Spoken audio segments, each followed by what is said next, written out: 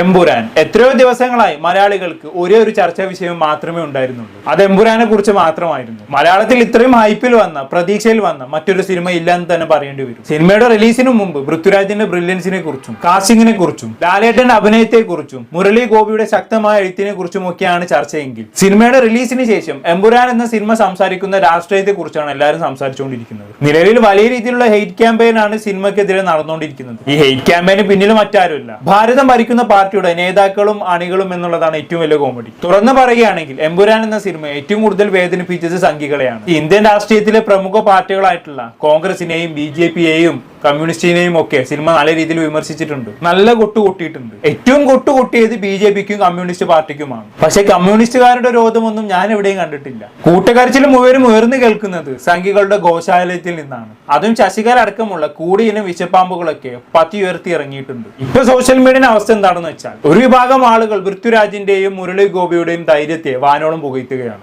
രാജ്യം ഭരിക്കുന്ന ഒരു പാർട്ടിയുടെ തനി നിറം കാണിച്ചുകൊണ്ട് ഒരു സിനിമ ഇറക്കുക, അതും പാൻ ഇന്ത്യൻ റിലീസായിട്ട് ഇറക്കുക എന്ന് പറഞ്ഞാൽ ചില്ലറ ധൈര്യം പോരല്ലോ എന്ന രീതിയിലാണ് പലരും ഈ സിനിമയെ പുകഴ്ത്തുന്നത്. എന്നാൽ മറ്റൊരു വിഭാഗം, അതായത് സംഘികൾ, ഇവര് പ്രീ ബുക്ക് ചെയ്ത സിനിമയുടെ ടിക്കറ്റ് ക്യാൻസൽ ചെയ്തതടക്കമുള്ള പരിപാടികൾ കാണിച്ചുകൊണ്ട് മുന്നോട്ട് പോവുകയാണ്. പൃഥ്വിരാജിനെ സുഡാപ്പി എന്നൊക്കെയാണ് ഇവർ അഭിസംബോധന ചെയ്യുന്നത്. ഈ അയോധ്യയിലെ പ്രാണപ്രതിഷ്ഠയിലേക്ക് ക്ഷണിച്ചിട്ട് പോലും പോകാതിരുന്നപ്പോൾ തന്നെ ലാലേട്ടന്റെ തനി നിറം മനസ്സിലാക്കേണ്ടതായിരുന്നു എന്നാണ് സംഘികൾ പറയുന്നത്. പൃഥ്വിരാജിന്റെ കൂടെ കൂടി ലാലേട്ടനും ജിഹാദിയായി മാറി എന്നൊക്കെ അടിച്ചു വിടുന്നുണ്ട്. അല്ലെങ്കിലും ഈ സംഘികൾക്ക് കുരു പൊട്ടിയാൽ കാണാൻ നല്ല ചേലാണല്ലോ. ഇവർക്ക് ഇങ്ങനെ ഇത്രയും വലിയ രീതിയിൽ കുരു പൊട്ടാനുള്ള മെയിൻ കാരണം എന്താണെന്ന് വെച്ചാൽ എമ്പുരാനിലെ 2002 നടന്ന ഗുജറാത്ത് കലാപത്തിന്റെ പരാമർശങ്ങളാണ്. കലാപത്തെയും വർഗീയതയും കൂട്ടുപിടിച്ച് ഇന്ത്യയിൽ ഭരണം പിടിച്ചെടുത്ത BJP-യെ കുറിച്ചുള്ള പരാമർശങ്ങളാണ്. ഒരു ആവറേജ് സംഖ്യക്ക് കുരു പൊട്ടാൻ ഇത് തന്നെ ധാരാളമാണല്ലോ. എന്താണ് ഗോദ്ര തീപിടുത്തമെന്ന് എല്ലാവർക്കും അറിയാലോ. ഈ 2002 ഗുജറാത്തിലെ ഗോദ്രയിൽ വെച്ച് ഒരു തീവണ്ടിയുടെ ബോഗി കത്തിയമരുന്നു. 58ഓളം ഹിന്ദു തീർത്ഥാടകരാണ് ആ അപകടത്തിൽ വെന്തു മരിച്ചത്. ഈ ട്രെയിൻ തീപിടുത്തമാണ് പിന്നീട് ഇന്ത്യയെ തന്നെ ഞെട്ടിച്ച,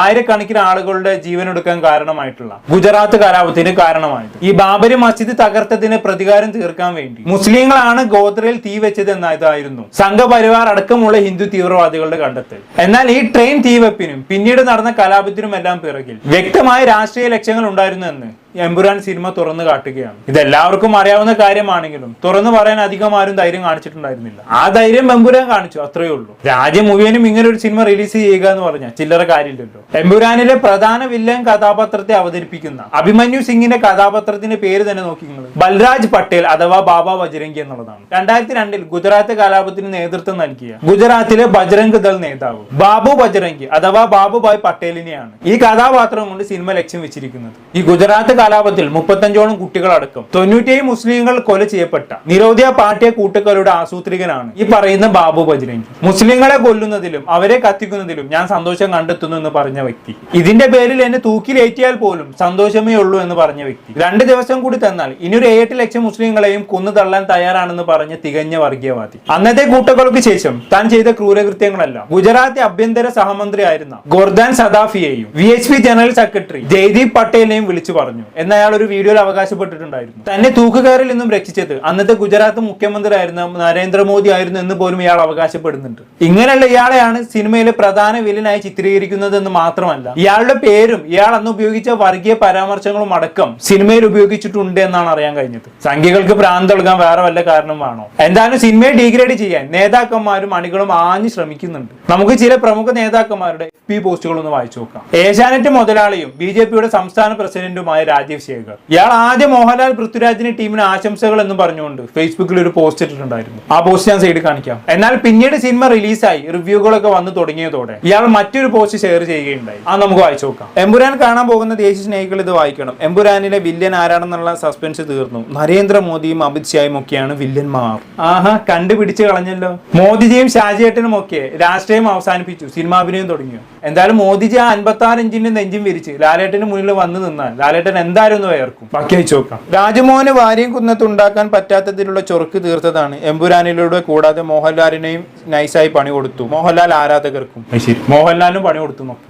പറയുന്ന കേട്ടാതൊന്നും ലാലേട്ടൻ സ്ക്രിപ്റ്റ് ഒന്നും വായിക്കാതെയാണ് സിനിമയിൽ അഭിനയിച്ചത്. സിനിമ എന്താണെന്നും സിനിമയുടെ കഥ എന്താണെന്നും അറിഞ്ഞിട്ട് തന്നെയാണ് അങ്ങേര് സിനിമയിൽ അഭിനയിക്കാൻ തയ്യാറായത്. അതുകൊണ്ട് അത് ഇവിടെ മക്കളെ ബാക്കി വായിച്ചു നോക്കാം. രായപ്പൻ ഡയറക്ടർ ബ്രില്യൻസ് കാണിച്ചു. സംഘികളെ കൊണ്ട് സുഡാപ്പികൾക്ക് വേണ്ടി മട്ടാഞ്ചേരി മാഫിയയിൽ നിന്നും കാശ് മേടിച്ച് പണം എടുത്തു. ആഹാ, എന്തെല്ലാം തരം കരച്ചിലുകൾ കേൾക്കണം അല്ലെ. മട്ടാഞ്ചേരി മാഫിയാണ് പോലും സിനിമ ഉണ്ടാക്കാൻ പൃഥ്വിരാജിന് പണം കൊടുത്തത്. മോഹൻലാലും ആന്റണി പെരുമ്പാവൂരും ഗോകുലം ഗോപാലനും ഒക്കെ മട്ടാഞ്ചേരി മാഫിയയിൽ ചേർന്ന് ഇവര് ഞാനിപ്പോഴാണ് അറിയുന്നത്. എന്തോന്നുണ്ട് ഇതൊക്കെ. ബാക്കി വെച്ച് നോക്കാം. 2002 ഗുജറാത്ത് കലാപം മുതലെടുത്ത് ഉയർന്നു വരുന്ന ഹിന്ദുത്വ വില്ലൻ, ഗർഭിണിയെ റേപ്പ് ചെയ്ത് കൊല്ലുന്ന വില്ലന്മാർ, കുട്ടികളെ വയസ്സായവന്മാരെയും കൊല്ലുന്നവർ, കേന്ദ്ര അന്വേഷണ ഏജൻസികൾ അധികാരത്തിന് വേണ്ടി ഉപയോഗിക്കുന്നു.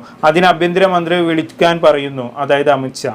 ശരി, അമിത്ഷാണ് വിളിച്ചതെന്ന് ഇവരെന്നെ പറയുന്നു. ഇതിപ്പോ ലാഭമായല്ലോ. എല്ലാം ഇവര് തന്നെ തുറന്ന് സമ്മതിച്ചുകൊണ്ടിരിക്കുകയാണ്. ഇതിപ്പോ എമ്പുരാൻ വഴി നാറിയതിനേക്കാളും സംഘികൾ സ്വയം നാറ്റിച്ചുകൊണ്ടിരിക്കുകയാണ്. വെറുതെ ഇവരെ ചാണക സംഘികൾ എന്ന് വിളിക്കുന്നത്. എന്തായാലും ബാക്കിയോട് അയച്ചു നോക്കാം. ഹിന്ദി അറിയാമെന്നും പറഞ്ഞ് കാറിൽ കയറി കേന്ദ്ര വില്ലനെ കാണാൻ പോകാൻ ശ്രമിച്ച കോമാളിയാവുന്ന ഹിന്ദി സംസാരിക്കാൻ ശ്രമിക്കുന്ന കേരള ദേശീയ പാർട്ടി നേതാവ്. 35 സീറ്റ് ഞങ്ങൾ നേടും, കേരളം ആര് ഭരിക്കുമെന്ന് ഞങ്ങൾ തീരുമാനിക്കുമെന്ന് പറഞ്ഞ ദേശീയ പാർട്ടി നേതാവ്. ആ ദേശീയ പാർട്ടി കേരളത്തിൽ അധികാരത്തിൽ വരാൻ വേണ്ടി കോടിക്കണക്കിന് പണം ഇറക്കുന്നു. ആ ദേശീയ പാർട്ടി കേരളത്തിൽ അധികാരത്തിൽ വരുന്നത് കേരളത്തിലെ 2 പ്രധാന തുറമുഖങ്ങളും 4 അന്താരാഷ്ട്ര വിമാനത്താവളങ്ങളും കണ്ടുകൊണ്ട്, അതായത് അതുവഴി സ്വർണവും മയക്കുമരുന്നും കടത്താൻ. കേരളത്തിന് അധികാരം കിട്ടിയില്ലെങ്കിൽ ഡാം ബോംബ് വെച്ച് തകർത്ത് കേരളത്തെ നശിപ്പിക്കുമെന്ന ഹിന്ദുത്വ വില്ലന്റെ പ്രസ്താവന. ഇതാണ് മോഹൻലാലിന് പൃഥ്വിരാജിന്റെ മുരളി ഗോപിയുടെ എമ്പുരാൻ.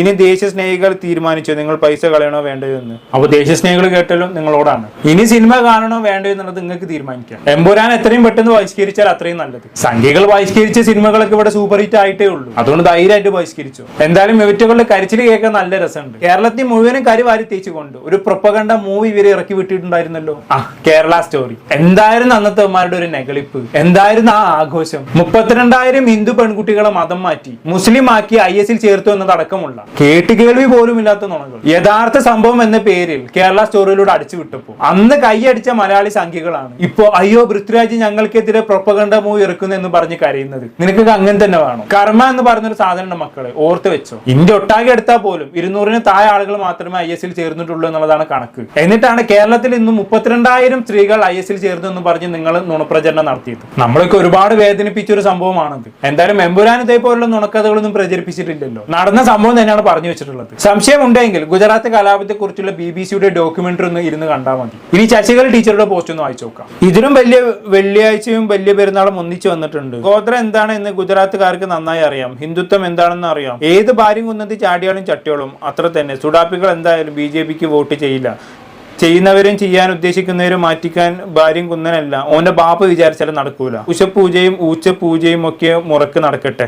വിഷക്കലയുടെ ഒരു റേഞ്ച് വെച്ച് ഇത് ഇത്തിരി കുറഞ്ഞു പോയോ എന്നാണ് എന്റെ സംശയം. ഇവർ എത്ര വിഷം ചീറ്റിയാ പോരല്ലോ. തള്ളക്ക് വയസ്സായി വീര്യം കുറഞ്ഞു എന്നാണ് തോന്നുന്നത്. എന്തായാലും അടുത്ത പോസ്റ്റ് വായിച്ചു നോക്കാം. HDPI പോലുള്ളവരുടെ കള്ളപ്പണം വിളിപ്പിച്ച് കൊടുക്കൽ ഇത്തരം സിനിമയിലൂടെ നടക്കുന്നുണ്ടോ എന്ന് ED അന്വേഷിക്കണം പോലും. ഇതേ അഭിപ്രായം സംഘം അനുകൂലമായിട്ടുള്ള ഒരു മനുഷ്യൻ ചാനൽ ചർച്ചയിൽ വന്നിരുന്ന് പറയുന്നുണ്ട്. അതും കൂടി ഒന്ന് കേട്ടോക്കാം. കൃത്യമായിട്ട് ഇതിന്റെ നറേഷന്റെ വേറെ പ്രശ്നം അത് മാത്രമല്ല ഇപ്പോൾ ഉള്ളത്.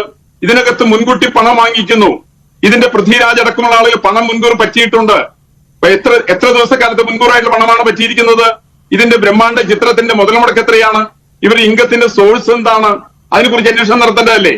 എന്താണ് ഇവന്മാരുടെ ഒക്കെ ഒരു കോമഡി നോക്കണേ. എതിർ ശബ്ദങ്ങളെല്ലാം ED പോലുള്ള കേന്ദ്ര അന്വേഷണ ഏജൻസികൾ ഉപയോഗിച്ച് സംഘി സർക്കാർ ഇല്ലാതാക്കുന്നു എന്ന് പറഞ്ഞ സിനിമയാണ് ഇവർ വിമർശിക്കുന്നത് എന്ന് ഓർക്കണം. അതായത് സർക്കാർ അങ്ങനെയുള്ള അന്വേഷണ ഏജൻസികളൊന്നും ദുരുപയോഗം ചെയ്യുന്നില്ലെന്നാണ് അവർ പറഞ്ഞു വെക്കാൻ ശ്രമിക്കുന്നത്. ആ സമയത്ത് പോലും ED വെച്ച് അന്വേഷിപ്പിക്കണം എന്നുള്ള സ്ഥിരം ഡയലോഗ് ഒഴിവാക്കി പിടിക്കാനുള്ള ഒരു സാമാന്യ ബോധം പോലും ഇവന്മാർക്കില്ലല്ലോ എന്ന് ആലോചിക്കുമ്പോഴാണ്. അതാണ് ഞാൻ പറഞ്ഞത്. ഇവന്മാർ തന്നെ ഒരേ സമയം സിനിമയെ വിമർശിക്കുകയും അതേപോലെ തന്നെ സിനിമയിൽ തങ്ങളെ കുറിച്ച് പറഞ്ഞതെല്ലാം സത്യമാണ് എന്ന് ഇതേപോലെ സ്വയം സമ്മതിക്കുകയും ചെയ്യുന്നുണ്ട് എന്നുള്ളതാണ്. വെറുതെ അല്ല ചാണകസംഖ്യ എന്ന് വിളിപ്പേര് വന്നത്. എന്തായാലും ലാലേട്ടനും പൃഥ്വിരാജും ഒക്കെ ഒന്ന് കരുതിയിരിക്കുന്നത് നല്ലതാണ്. നിങ്ങളെ തേടി ഏത് നിമിഷവും ED വരാനുള്ള സാധ്യത ഞാൻ കാണുന്നുണ്ട്. എന്തായാലും ഇന്ന് രാജ്യം ഭരിക്കുന്ന പാർട്ടി ഇവിടെ അധികാരം ലഭിക്കാൻ വേണ്ടി പണ്ട് കാണിച്ചു കൂട്ടിയ കാര്യങ്ങളൊക്കെ സധൈര്യം തുറന്നു കാണിച്ച എമ്പുരാന് ടീമിന് അഭിവാദ്യങ്ങൾ. കൂടുതൽ ഞാനൊന്നും ഇവിടെ പറയുന്നില്ല. നിങ്ങൾ സംഘികൾ വാളെടുത്ത് തുള്ളിയതുകൊണ്ടും 2 ടിക്കറ്റ് ക്യാൻസൽ ആക്കിയതുകൊണ്ടും ഈ സിനിമ ഇവിടെ പരാജയപ്പെടുമെന്ന് ആരും വിചാരിക്കേണ്ട. നിങ്ങളെതിരെ നിൽക്കുന്നുണ്ടെങ്കിൽ ആ സിനിമ ചരിത്ര വിജയമാക്കാനാണ് ഞങ്ങൾ മലയാളികളുടെ തീരുമാനം. തടുക്കാൻ പറ്റിയെങ്കിൽ തടുത്തോളി. അത്ര എനിക്ക് പറയാനുള്ളൂ. എന്താണ് കേട്ട് നിങ്ങൾക്ക് തോന്നുന്നത്? താഴെ കമന്റ് ബോക്സിൽ രേഖപ്പെടുത്തുന്നില്ല. പുറത്തൊരു ടോപ്പിക്കുമായി വീണ്ടും കാണാം.